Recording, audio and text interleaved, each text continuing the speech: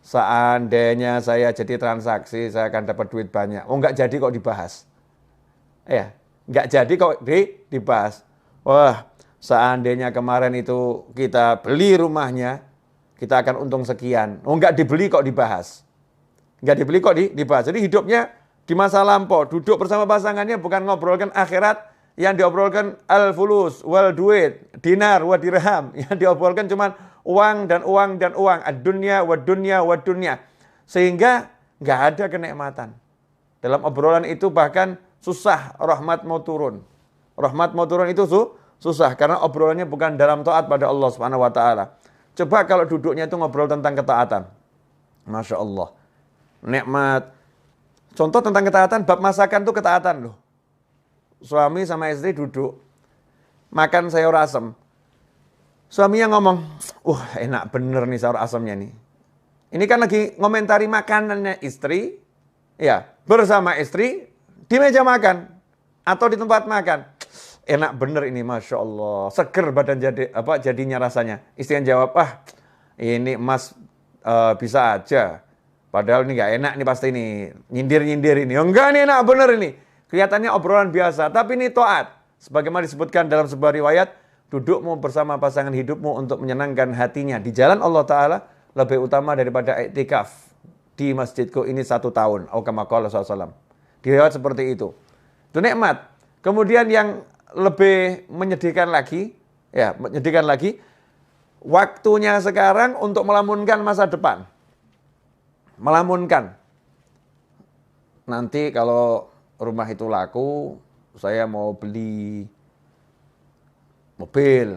Nanti kalau tanah yang di sana laku, saya mau beli rumah. Nanti. Sementara dia sekarang nggak mau kerja. Jadi sekarang ini hidupnya cuman nganggur. Nggak mau bergerak. Nah ini kasihan nih. Ini namanya bukan punya cita-cita. Itu namanya melamun dalam syariat. Jadi cita-cita sama melamun itu beda. Ya, dikatakan kalau yang cita-cita itu bagus. Tapi kalau melamun itu dari syaitan. Kalau melamun itu dari setan. Apa bedanya orang melamun sama cita-cita? Kalau orang punya cita-cita, nanti kalau rumah itu laku, saya mau beli mobil. Ya. Kalau sekedar begitu namanya ngelamun. Kalau cita-cita dia tidak pakai ngomong kalau nanti rumah itu laku. Waktunya sekarang langsung dipakai untuk jual rumah. Iklan sana, iklan sini, telepon sana, telepon sini. Ini rumah saya jual, banting harga, diskon 200%. Masya Allah. Ya, apanya yang 200% kan belum dijelaskan. Kasih bintang kecil 1. Ini biasanya teknik iklan nih. Bintang kecil. Pak ini maksudnya diskon 200% apa nih? Ya 200% itu maksudnya begini, biaya ini saya hapuskan semua. Hilang biayanya itu. Nih, buat orang mau telepon, teknik periklanan dipelajari. Kemudian dia mulai ambil tasbihnya. Dia baca sholawat sebanyak mungkin, tawassul dengan sholawatnya. Mudah-mudahan ada pembeli yang datang. Nah ini namanya kalau rumah itu nanti laku, saya mau beli mobil. Misal begitu. Kalau tanah yang di sana laku, saya akan hajikan Bapak.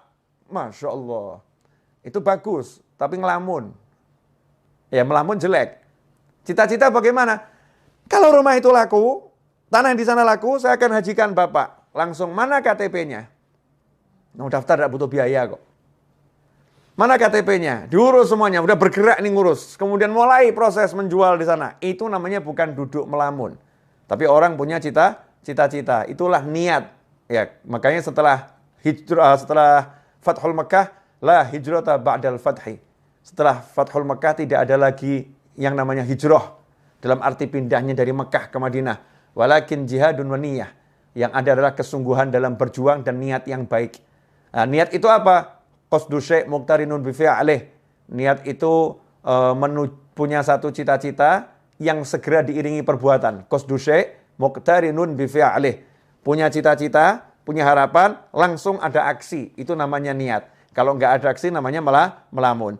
Nah di tahun yang baru ini, jangan kita jadi orang yang sibuk melamun. Tapi jadilah orang yang sibuk beraksi. Jadilah orang yang sibuk mewujudkan cita-cita.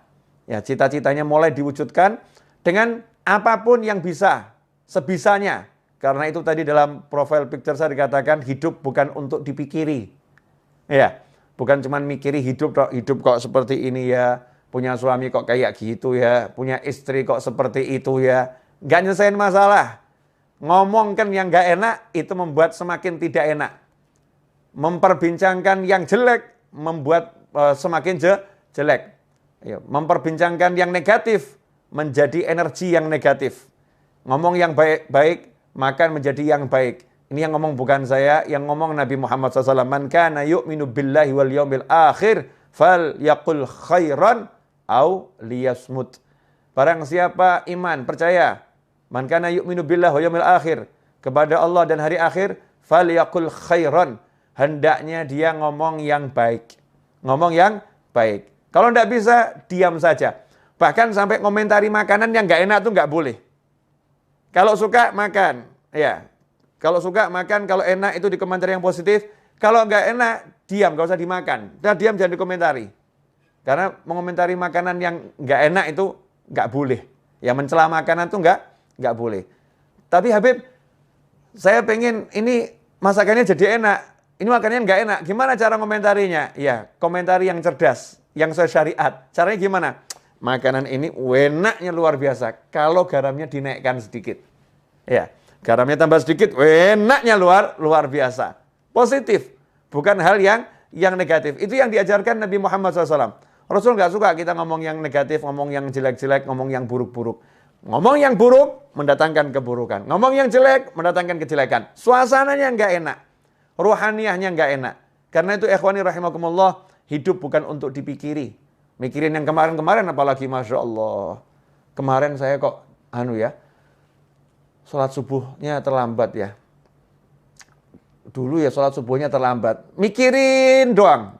Mikirin tok. Ya, gak ada manfaatnya. Bukan begitu caranya. Caranya apa? Cukup dengan satu kalimat dalam hati. Kemarin saya banyak dosa. Sekarang saya mau banyak taat. Selesai. Jadi bukan waktunya habis untuk mikir kemarin kok sholat subuh begini ya. Kemarin ya sholat zuhurnya begini ya. Kemarin mikir aja. Waktunya mikir yang tadi itu. Kalau udah untuk aksi, Masya Allah. Langsung dia banyak sholat sunnahnya. Ditanya sama orang, kenapa kamu banyak sholat sunnah? Wah, sholat saya yang dulu-dulu tidak beres nih. Ini sunnahnya buat nambah ini. Kemudian dia qadha sholatnya. Qadha. Kenapa kamu qadha sholatmu? Wah, dulu saya sering subuh nggak sholat ini. Sekarang saya mau qadha sekarang ini. Saya mau qadha sekarang. Jadi bukan hidup dalam lamunan, tapi hidup dalam aksi. Kalau udah hidup kita dalam aksi, ketaatan, maka hidup itu akan penuh dengan kenikmatan. Kalau hidup dalam aksi ketaatan, maka hidupnya akan penuh dalam kenikmatan. Karena itu para ulama mengatakan nikmat yang kami rasakan dalam hati ini, nikmat yang kami rasakan dalam hati, kalau para bisnismen, para raja, para penguasa mengerti nikmat yang kami rasakan, mereka akan berjuang untuk merebutnya dari kami dengan apapun yang bisa mereka lakukan. Kalau tahu ya, mereka akan merebutnya dengan apapun yang bisa mereka lakukan. Ya, tapi karena mereka nggak tahu, dan toh kalau tahu juga nggak bisa. Kenapa? Tempatnya di hati. Gimana mau merebut hati? Susah. Yang di hati mau diambil tuh susah, nggak bisa. Bisanya dengan cara melakukan hal yang sama. Kalau mau merasakan nikmat yang dimiliki oleh para aulia usholihin, nikmat yang dimiliki orang-orang soleh, ya tiru aja yang dilakukan orang-orang soleh. Nikmati apa yang dinikmati orang-orang soleh. Orang soleh nikmatnya duduk berzikir, tiru duduk berzikir. Orang soleh nikmatnya duduk baca Al-Quran, tiru duduk baca Al-Quran. Orang soleh nikmatnya duduk cari ilmu, tiru duduk cari ilmu. Orang soleh nikmatnya bersedekah, tiru ya hidup bersedekah. Orang soleh nikmatnya membantu orang lain, tiru bantu orang lain. Dan seterusnya dan seterusnya. Nanti Allah Ta'ala akan memberi kita rasa nikmat seperti beliau-beliau. Dan ketika kita mencontoh pun udah ada nikmatnya. Naik kadarnya, dan terus akan semakin besar. Ikhwani rahimakumullah. Tentunya dalam menjalani hidup itu bukan untuk dipikiri tapi dijalani. Bukan berarti kemudian mulus. Dalam menjalani hidup, namanya juga manusia. Menjalani hidup pasti ada musuh. Nggak mungkin nggak punya musuh. Lantas siapa musuhnya? Jangan salah. Jangan menganggap manusia itu musuh. Karena manusia itu semuanya bersaudara. Semuanya kalau ditanya, kamu anak cucu siapa? Kami Bani Adam. anak cucu Adam. Semuanya saudara. Ya, manusia itu semuanya bersaudara. Memang tingkat persaudaraannya beda-beda. Tapi pada aslinya semua manusia bersaudara. Musuhnya manusia itu adalah siapa? Ya, wahfadil qalba an yulima bihi syaitan wan nafsu wal hawa wad daniyah. Pertama setan, kedua nafsu, yang ketiga hawa alias ego, yang keempat daniyah, dunia. Itu musuhnya manusia. Setan, nafsu, hawa, dunia. Setan jelas, nggak kelihatan. Kadang-kadang setannya juga menjelma jadi manusia, betul-betul menjelma jadi manusia. Kadang-kadang, dan itu sering, setannya menggunakan manusia, masuk dalam tubuhnya manusia, berbicara sebagai manusia, bertindak sebagai manusia, menulis sebagai manusia, padahal semua itu setan yang melakukannya, setan yang mengontrolnya, setan yang berbuatnya. Itu musuh yang pertama. Kemudian nafsu. Nafsu itu adalah kendaraan. Karena nafsu adalah keinginan. Kalau nggak punya nafsu, bahaya. Nggak punya nafsu makan, nggak punya nafsu minum, nggak punya nafsu hidup, repot tuh. Jadinya putus asa. Nafsu itu untuk dikendalikan. Dia kendaraan, dikendalikan. Kalau nafsu dituruti, jadi musuh. Makan, pengen makan. Makan terus, jadi musuh, jadi penyakit. Ya. Kemudian nafsu-nafsu yang lain. Kalau diturutin, jadi maksiat. Naudzubillah min dzalik. Makanya dikendalikan. Hawa. Wah, ini hawa ini kendaraan iblis terbesar. Karena sifatnya sifat turunan iblis. Apa itu? Ego. Tidak mau dikalahkan. Ya, hawa itu ego. Tidak mau dikalahkan. Maunya menang sendiri. Itu ego. Nah, makanya iblis dilaknat karena dia punya ego yang besar. Disuruh sujud kepada Nabi Adam alaihissalam, iblis tidak mau. Karena itu iblis diusir dari rahmatnya Allah Ta'ala. Dibuang dari rahmatnya Allah Ta'ala. Nggak dapat rahmatnya Allah Ta'ala. Karena itu dikatakan iblis dilaknat. Kenapa? Karena dengan egonya dia nggak mau sujud, dia sombong kepada Allah Subhanahu Wa Ta'ala. Sombongnya itu dengan tidak mau menjalankan perintah Allah untuk sujud kepada Nabi Adam alaihissalam. Ini ego. Nah, kalau kita jadi muslim jangan dikendalikan ego. Nggak mau dikalahkan, nggak mau dikalahkan. Jadikan ego kita tuh ego yang baik. Ya, saya kalau baca Al-Quran nggak mau ada yang mengalahkan saya ini. Saya mau paling hebat sendiri baca Al-Qurannya. Tapi kalau ada yang mengalahkan, senang. Alhamdulillah ya. Ternyata dia lebih hebat dari saya. Jangan sampai egonya ego yang negatif. Nggak mau dikalahkan. Misal, biasa ngurusin masjid. Masjid sebelah kok ngundang ustadznya ustadz nasional yang jamaahnya banyak. Masjid kita ngundang ustadz itu, ustadznya nggak mau datang. Egonya muncul, nggak mau dikalahkan. Buat segala macam cara, kalau di tempat saya nggak bisa, di tempat dia juga harus nggak bisa. Ya, akhirnya membuat berbagai fitnah. Gimana caranya biar pengajiannya batal? Ini ego yang buruk. Naudzubillah min dzalik. Di kantor, ya, nggak mau dikalahkan jabatannya dengan kawan-kawannya. Dengar kok ada satu kawannya naik pangkat, mau diletakkan di jabatan yang lebih tinggi. Wah, nggak mau dikalahkan dia, nih muncul egonya. Terus gimana caranya? Dia cari kelemahan kawannya itu, kemudian dia fitnah gimana caranya, yang penting biar namanya jatuh. Ini namanya ego. Naudzubillah min dzalik. Kemudian dunia. Masya Allah, segala sesuatu selain Allah Ta'ala.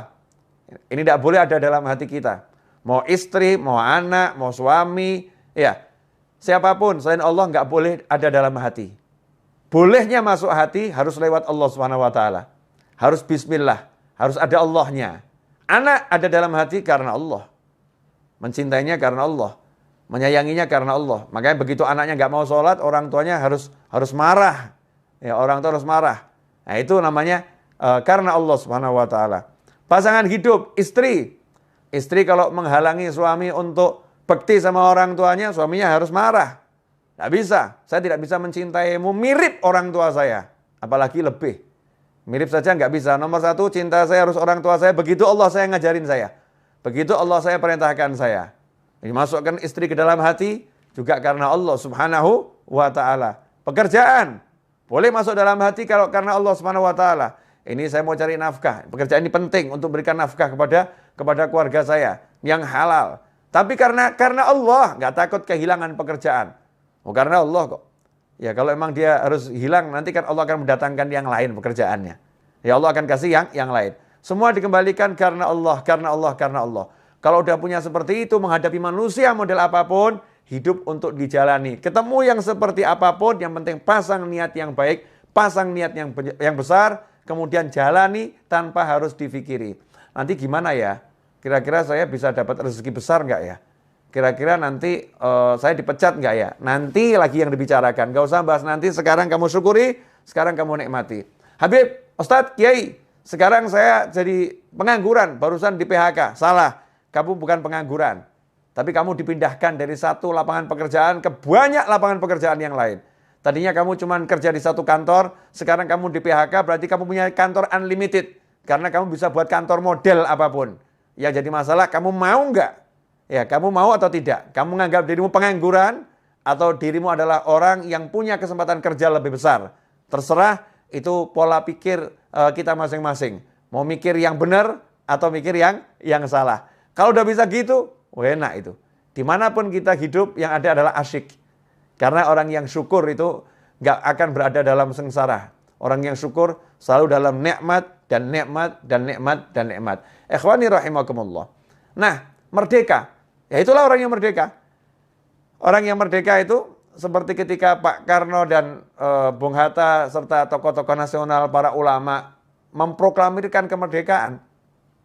Maaf, belum ada negara yang mengakui secara tertulis Indonesia sebagai negara. Belum ada. Kalau mikir gitu, kapan merdekanya? Oh, ini kita belum kontak negara-negara lain loh. Ada yang dukung enggak ya? Nanti kira-kira gimana ini kalau setelah kita proklamirkan seperti apa ya? Kalau mikir begitu nggak pernah merdeka Indonesia. Tapi langsung pekik merdeka diteriakkan, 17 Agustus 45 diproklamirkan, ya merdekalah kita. Setelah itu baru kita urus. Bergerak. Menjalani kehidupan kemerdekaan. Pasang niat yang besar menjadi bangsa yang merdeka. Hasilnya apa? Merdeka.